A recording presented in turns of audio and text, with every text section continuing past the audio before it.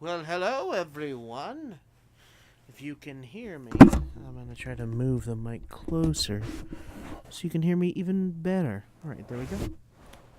What's up, guys? I know this is a cat background, but it's not a cat video, so um, it's just me talking about some uh stuff you can do on Windows PC. We're gonna start with how to pretty much install the Windows operating system onto your computer. Alright, first off, what you want to do is you want to go into your BIOS and you want to make sure that you have your disk or your USB in, and you want to make sure the BIOS has your disk or USB selected to boot from. Then what you want to do is just start up your PC again. Go past it, go past the BIOS, and you're gonna see the screen for Windows, whichever Windows you're going to install, and you just continue with the installation. Okay, so you're probably going to see a few different pop-ups. You're going to make sure you're there for a while. It's going to take a while. You're just going to give in your information, your network, and all that kind of stuff, that jazz. So, pretty much the difference between, I guess, 7, 8, and 10 is that in 7 you don't need your Hotmail password, and everything's not connected via the internet, and with 8 and 10 they are. So, yeah, that's a big difference. You can tell the computer that you don't want to connect it like that, and that'll work just perfect. It's not going to have any problems, except for the fact that you won't be connected with your Hotmail account. So, the next thing you're going to want to do is to get for the first thing when you install the operating system, you're going to want to get an antivirus. There are a few different antiviruses out there, but I don't recommend getting the paid versions like Norton or McAfee or Kaspersky, because those are the most known ones, but they aren't the best ones. You want to go for something like Avast, AVAST. It's a really good program, and it finds things that most of them don't find, and it's not too hoggy on your system, so that's a plus. There's also Microsoft Security Essentials, which you'll probably get for Windows 7, but Windows 8 and 10 have Windows Defender, and it's pretty much the same thing. So if you get Windows 8 and Windows 10, it already has the the antivirus program. But you'll also want to get Malwarebytes, Malwarebytes, Malwarebytes. And the download will be called mbam.exe or something like that. And you just want to install into your computer. I would just do a basic installation if that's a choice. What it's going to do for you is it's going to give you a trial of the Pro version or whatever it's called. I think it's a Pro version, and it's really good. It's if you were to choose any kind of antivirus program, I would choose Malwarebytes and get the paid version, because then you'll have no problems whatsoever. Anyway,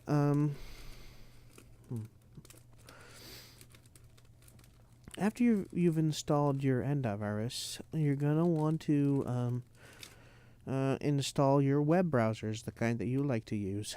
I use Chromecast and Firefox, and you know that Microsoft has Microsoft Edge, so you can use that.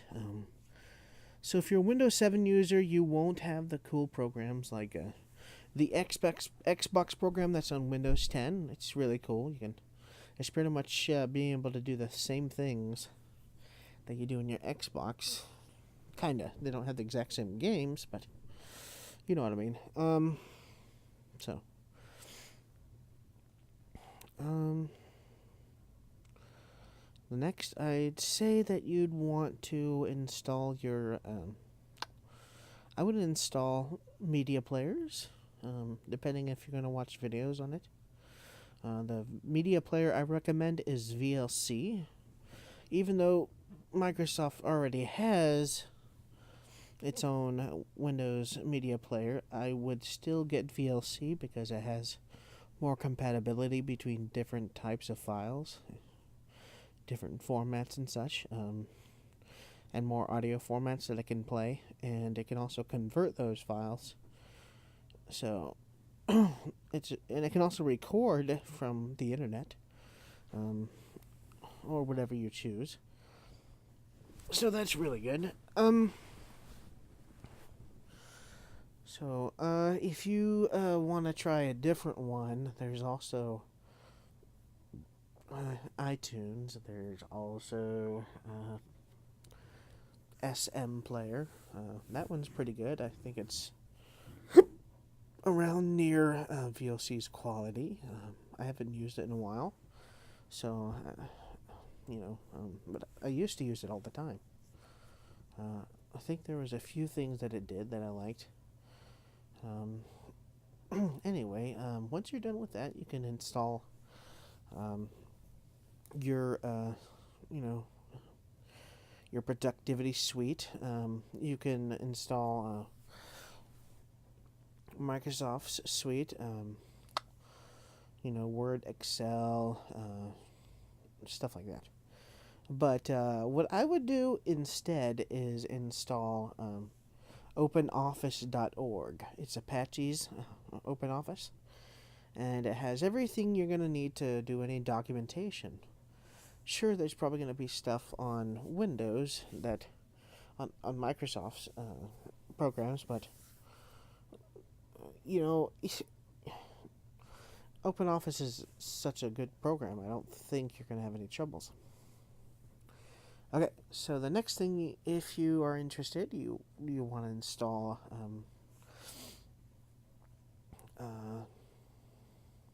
let's say you like to draw. I would install Inkscape. It's a good vector drawing utility. I would also install GIMP number 2. It's a really good drawing program. It's comparable to Adobe's Photoshop. I would also install Paint.net.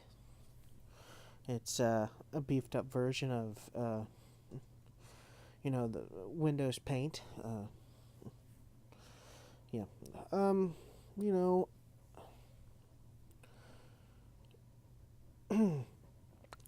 I think that's about it for. Well, actually, there's also a program that I've been trying out. It's for illustration and animation. Let's see. It's called Synfig Studio, and it's SYNFIG Studio. You're gonna need your email for this, and they try to have you to donate, but if you don't have to. You just need your email, pretty much. They probably want to just force you to do something that you don't want to do. I don't know. I doubt it. They just want it so they can contact you. Why didn't you pay us? So anyway, if you want to make 3D images, for video games, you can use Blender. It's a really awesome utility. Adobe probably has their own 3D utility, but I've never used it. Blender is such a good utility in itself that you don't need much else. There's Unity. That's for video games. There's different types of game creation software if you want to get into it. There's Game Maker Studio. They're coming out with Game Maker Studio 2.0. So if you want to get into games, it has a drag and drop kind of deal. It's not quite as extensive as the coding. So, if you want to get into it, I'd get good with the coding because you can do a whole lot more with it. Um, so yeah, um,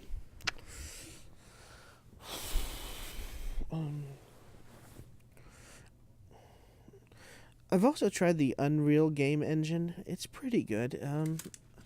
It'd be fun to get into it. There's a whole bunch of different game engines that you can try out if you're into making games. But that's all I have for now for that.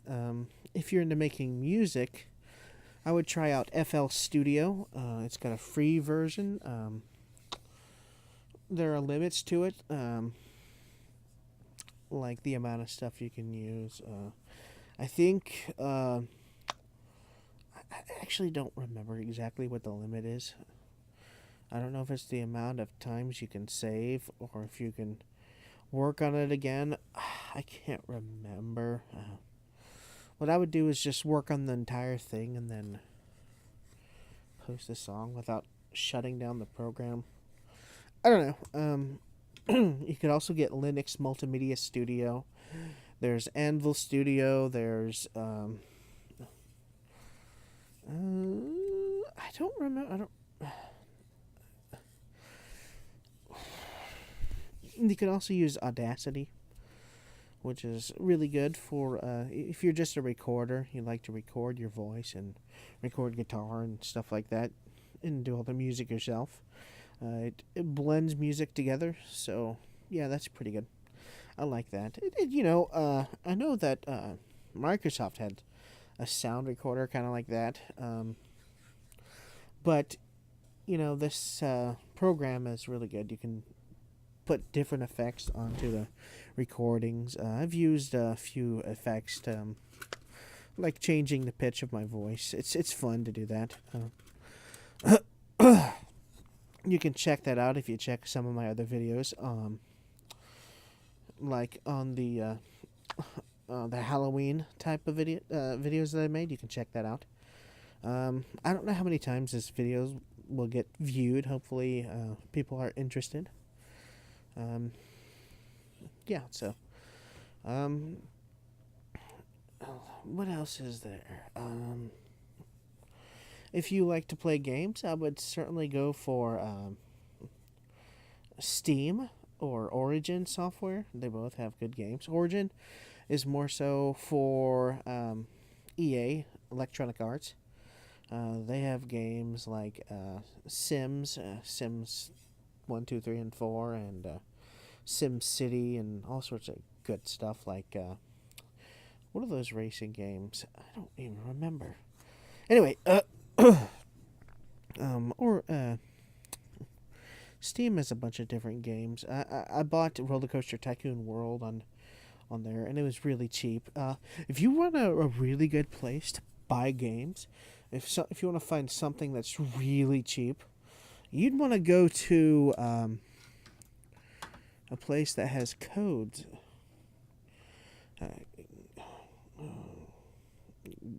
Keys? Game codes. I'm not sure what it's called. You just look for game keys, and you'll find a place that sells them, and they usually sell the games for cheap because there's no paper involved and no plastic. It's just digital. Everything's digital, so they save money, and they can sell it for cheap. So that's really good. There's also games you can find on the Windows Store. It's really cool. I've played a few different games. My computer isn't really good right now for playing games because it's just not. The video RAM and processing is so horrible that it's only meant to view videos pretty much and record videos. I can't really do anything else with it. I can play small games like you'd find on remember the old Super Nintendo. I'd probably be able to play those. So anyway, there's a few other programs out there that you can get. I would get Speccy, which gives you the system information about your system. It tells you how hot your computer's running. That's very useful to have. You got to make sure you have the knowledge to set up your computer's background. You can choose pictures from your own computer, make a Windows theme. I'll get more into that later.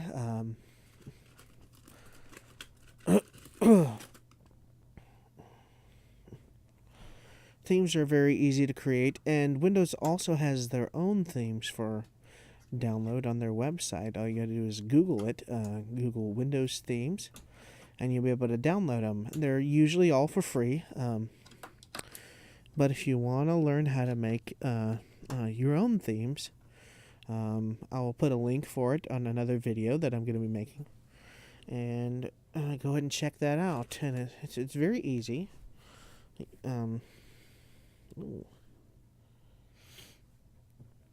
Anyway, so let's move forward. You're going to want to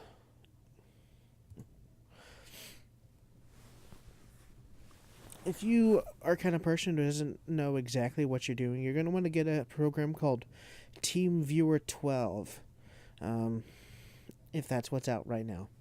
You're going to want to get that, and what it does is it allows a person or a party to connect to your computer and take control over your mouse and keyboard. And that's all they can do. They can click on stuff, they can open different programs and all that kind of jazz. But if you didn't know what you're doing, people can do it for you.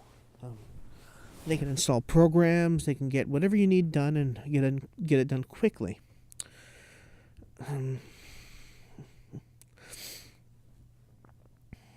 If you like to watch movies and you have a bunch of DVDs laying around, but what if those DVDs get scratched? What are you going to do? I recommend downloading Voodoo to Go. What it does is you put your DVD into the computer, and if it reads it well enough, it gives you the option of upgrading to digital. Since you already have the disc, you can upgrade to digital. It will cost you $2 per DVD until you have 10 DVDs. If you do 10 DVDs at a time, that will take half off of the price. So it'll take $1 for each DVD. So let's say if you go to a used store and you find a DVD that you're like, whoa, they actually have this here? That's awesome. So what's going to happen if it gets broken? You'll find a DVD for $2 and you get a digital version for $1. You should find 10 of them. That's just a really great deal. So yeah. There are other ways you can do it. VLC Media Player also plays videos from YouTube. It plays from different websites. What you're going to want to do is go into your media settings. You're going to click on the media. And you're going to... Come on. There we go. And you're going to want to go to Open Network Stream. And you're going to enter the network URL. And then you're going to play it. And it should play exactly what you want. Some places don't work very well. So that's a problem. But, you just got to do trial and error. See which ones work and which ones don't. So more on VLC as time goes along. I'll do another video on that. But let's get into setting up your display settings.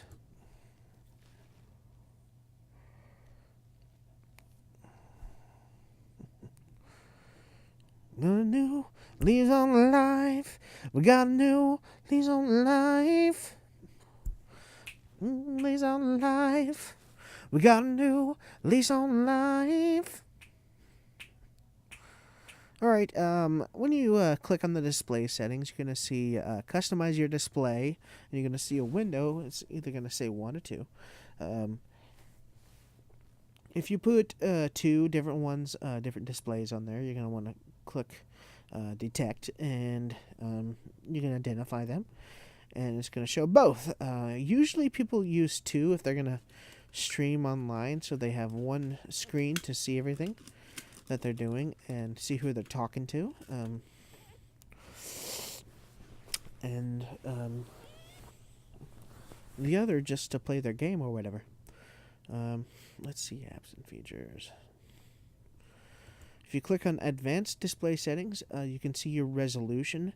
The Windows itself will probably already be on exactly what it needs to be, so you don't have to worry about that.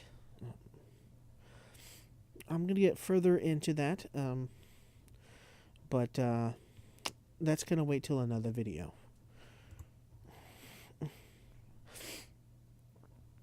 Let's get started with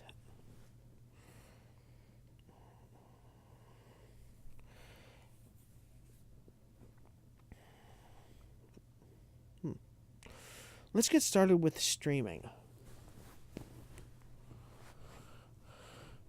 There are many different programs you can use to stream to different locations. You can stream to YouTube, Facebook.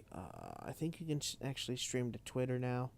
You can stream to Twitch, is one of my favorite places to watch streaming videos. I haven't exactly found out how to watch streams on YouTube. I haven't tried it yet, but maybe I'll try that later. Yeah. One of my programs that I'm using actually right now to record this video is called Open Broadcaster Software, OBS. OBS Studio, actually. It's a fantastic program. It allows you to create a scene using many different sources as your video. You can use the desktop itself. You can use... Oh, hi, Fluffy. What you doing? Are you gonna put your baby somewhere else? Hope not.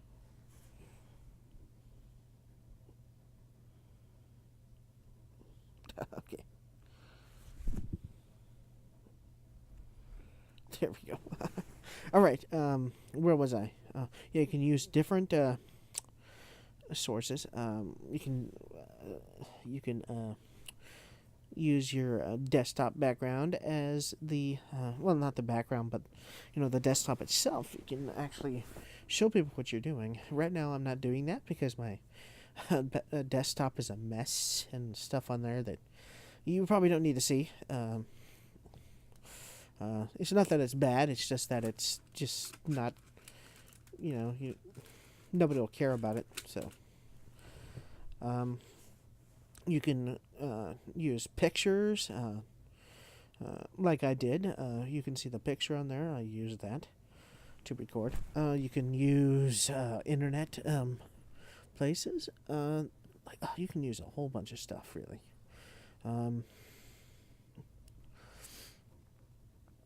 I use a place called Streamlabs. It's really good. I love it. It helps with streaming. I'm not a big streamer, not at all. I haven't streamed in a long time. I used to stream myself making games, but I just haven't done it in a while. Because I've just been relaxing for a while. Getting myself back to speed, I've been pretty stressed out lately. But, yeah, that has nothing to do with this video. So, let's continue about what you can do with it. You can also... have letters flying across the screen. You can play videos that you have. You can just do a plethora of stuff with it. Let's see.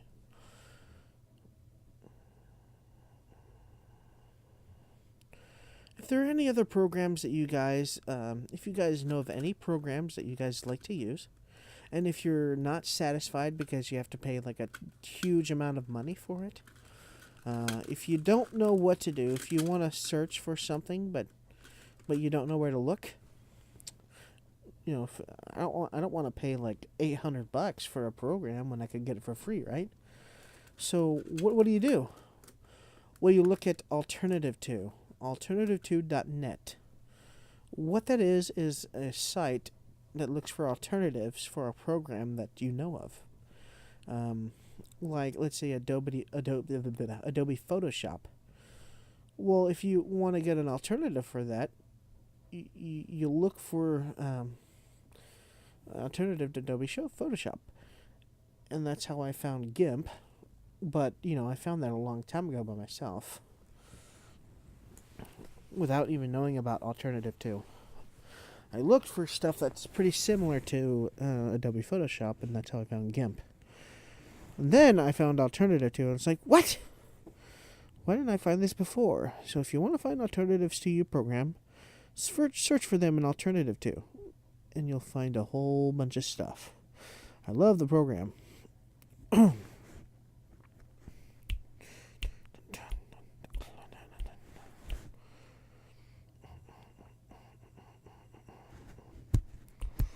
And last but not least, I'm going to leave you guys with a poem. I wrote this poem, so if you guys like it, just let me know, and yeah, let's go. I played a game with dogs the other day. It was a card game. I won, but I had no dog biscuits to pay. Oh, man. They got me then. Let's go for another one. Chicken patties are good. They're really good fried. I think I'm going to take one and then go outside. My dog might look at me and have his mouth open wide. It's like, no, dog, you can't have it. It's mine. It's not yours. Well, thank you, everyone, for listening and watching. And, you're not really watching much, but thanks for listening. I hope you guys enjoyed it. I hope you guys keep listening for more stuff. I'm going to be posting it very soon. So, well, anyway, this is the end of the video. So, thank you for commenting, subscribing, and watching, and liking. And you guys have a wonderful night, day, morning, or whatever time it is there. Bye.